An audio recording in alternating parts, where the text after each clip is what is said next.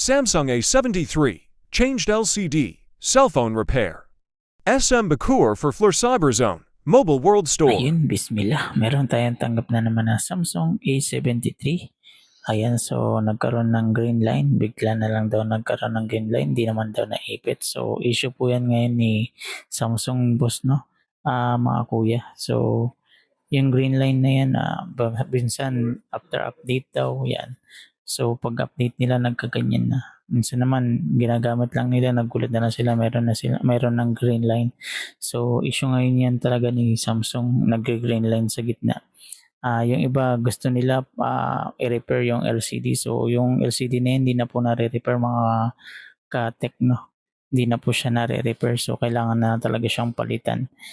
Meron daw sinapanood sa YouTube na iniinitan lang. So, inaanon daw lang ng lighter. So, nawawala daw. So, hindi po yun uugma o hindi po yun talaga uubra.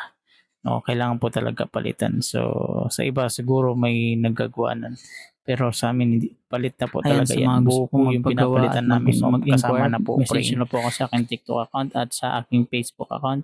Andito po pala kami sa SM Bacoor, Poplar Cyberzone Mobile World Store. Ayan. Sa mga gusto magpagawa, punta lang po kayo dito. Nagagawa po kami ng printer, laptop, computer, cellphone, syempre.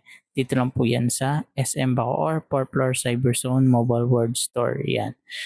Sa mga gusto mag-inquire, mga bossing, pre-check-up po tayo. Punta lang po kayo dito. Nagtinda rin po pala tayo ng mga cellphone brand new. Samsung, Vivo, Realme, yan po. Meron po tayo dito sa shop. At nag-installment din po tayo mga boss, no? So, visit lang po kayo dito sa aming shop. Ayun, so tapos na siya. Sa mga gustong magpunta po ulit, ayun, punta lang po kayo dito and message nyo po ako sa akin Facebook account at sa akin TikTok account. Hanggang dito na lang po. Paalam!